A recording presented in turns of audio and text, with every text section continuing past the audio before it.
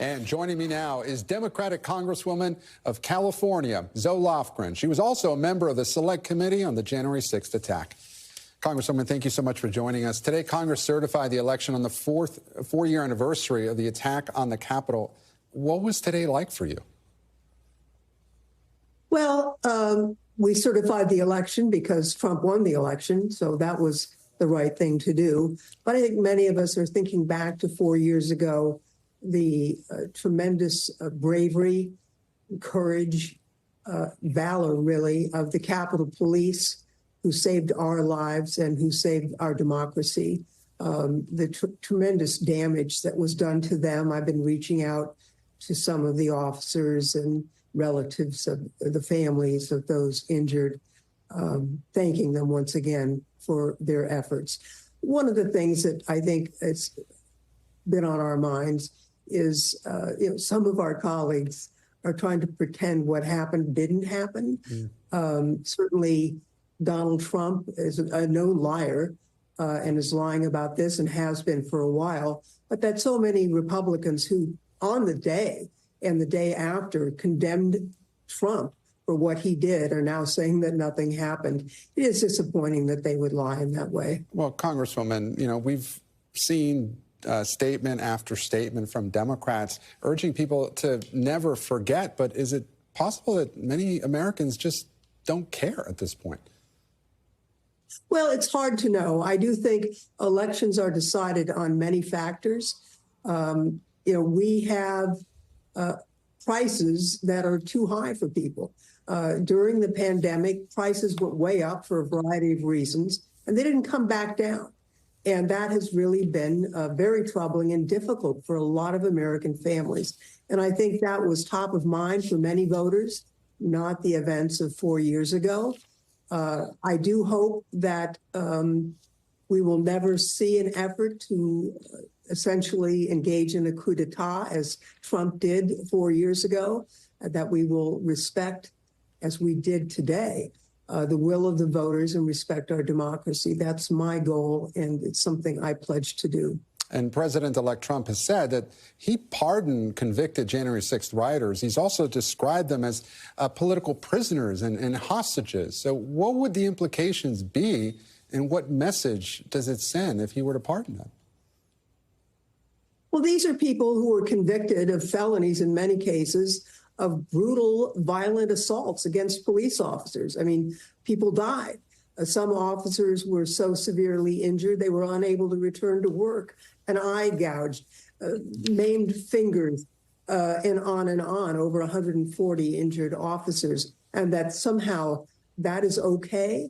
I don't think so. Trump lies a lot. He can say whatever he wants, but it doesn't change the fact that these violent criminals attacked law enforcement, and probably the biggest assault on law enforcement in American history.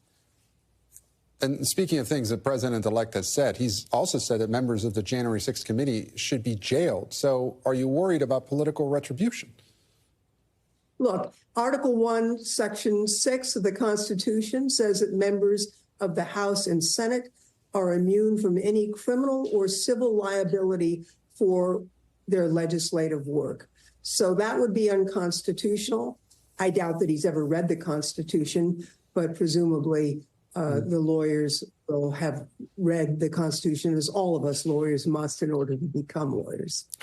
Well, Congresswoman, let's turn to what happens next on Capitol Hill after today. Speaker Johnson said that Trump wants to pass a single reconciliation bill that would address many of his priorities. So is there anything Republicans could include in that legislation that would convince Democrats to support that bill?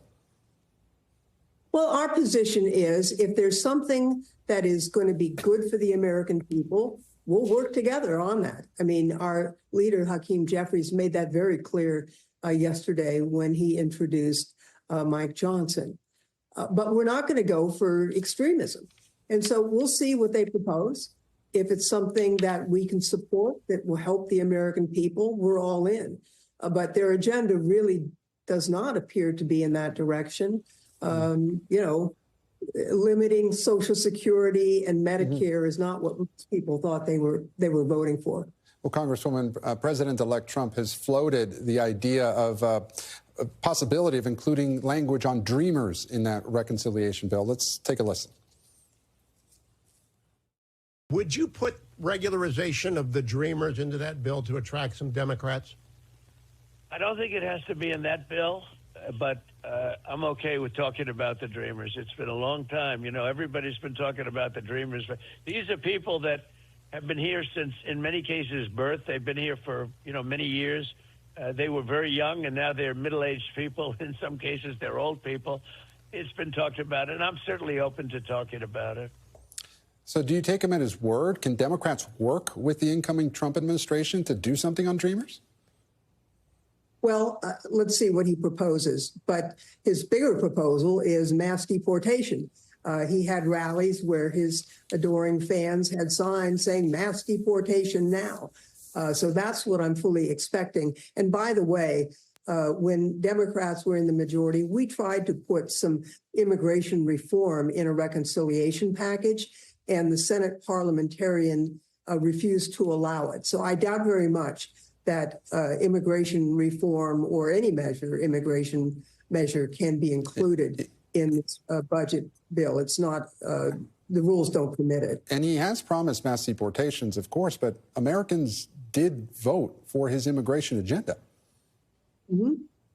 Well, it's interesting because half my district is an agricultural district in California, heavily dependent on undocumented farm workers. And I've had some of the employers who are my supporters, but also support Trump. Yes, that can happen.